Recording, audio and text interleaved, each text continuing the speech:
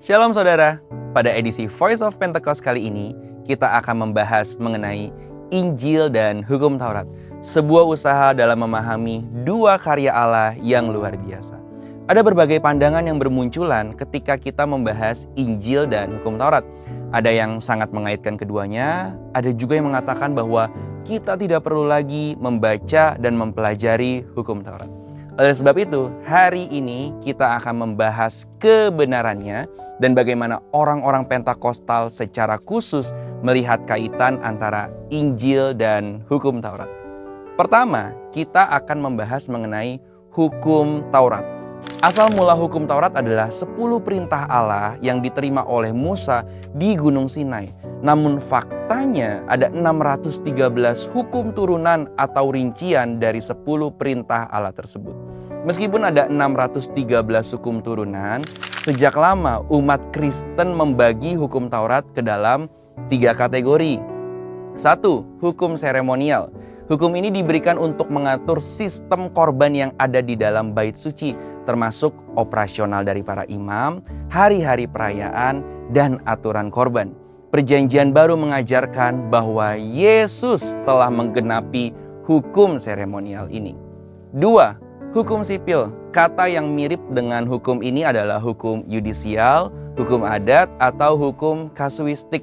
Layaknya hukum sipil modern, hukum sipil dalam Hukum Taurat pun sejatinya hanya cocok pada waktu, tempat, dan budaya pada masa itu. Misalnya saja dalam Keluaran 21 ayat 15 diatur bahwa anak yang memukul orang tuanya wajib dihukum mati sebagai salah satu bentuk hukum turunan dari menghormati ayah dan ibu. Tentu hukum ini tidak relevan dengan konteks waktu, tempat, dan budaya masa kini.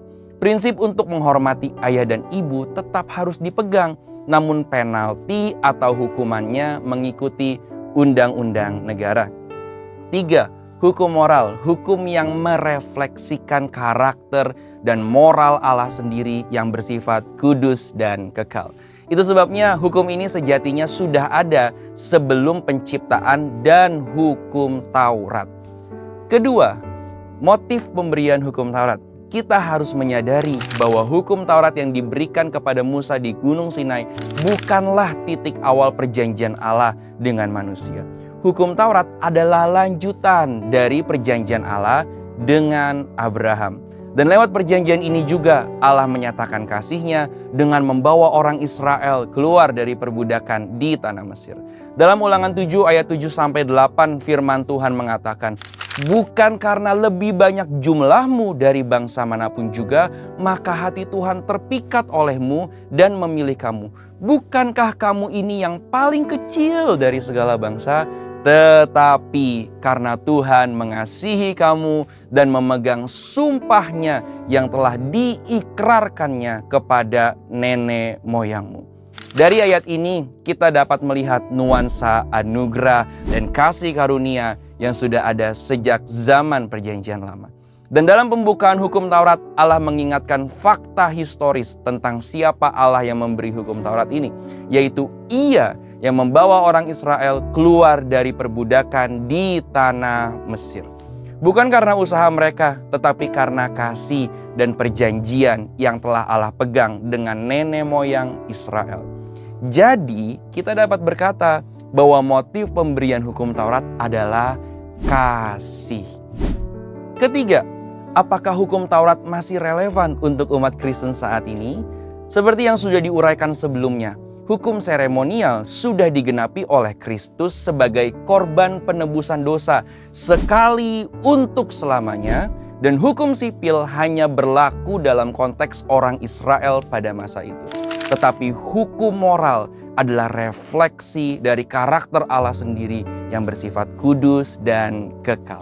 Dan hukum moral sendiri memiliki fungsi untuk 1. Mengekang orang melakukan dosa. Hukum moral mengajarkan kita tentang batasan-batasan dalam hidup. 2. Menghakimi orang akan dosa. Seseorang baru akan mengerti ia bersalah apabila ia tahu bahwa ada hukum yang dilanggar. 3. Mengajar orang untuk hidup benar. Dalam hal ini, hukum moral Allah dilihat sebagai pelita yang menerangi langkah kaki seseorang untuk berjalan dalam kekudusan dan kebenaran. Itu sebabnya kita meyakini hukum moral masih relevan untuk umat Kristen saat ini. Sekarang, bagaimana dengan hukum kasih yang Yesus berikan dalam Perjanjian Baru? Bukankah hukum inilah yang menggantikan hukum Taurat? Nantikan jawabannya dalam edisi Voice of Pentecost yang akan datang dengan judul 2 miskonsepsi tentang hubungan Injil dan hukum Taurat. Saudara, untuk penjelasan lebih lengkap dari tim teologi kami, silakan buka link yang ada di atas atau scan QR Code yang tersedia. Tuhan Yesus memberkati.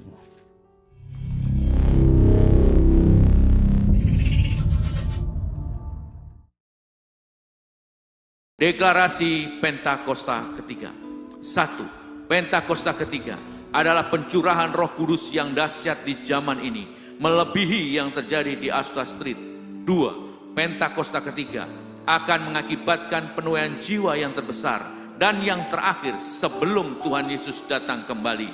3. Pentakosta ketiga akan membangkitkan generasi Yeremia, yaitu anak-anak muda yang dipenuhi Roh Kudus, cinta mati-matian kepada Tuhan Yesus, tidak kompromi terhadap dosa, dan akan bergerak untuk memenangkan jiwa.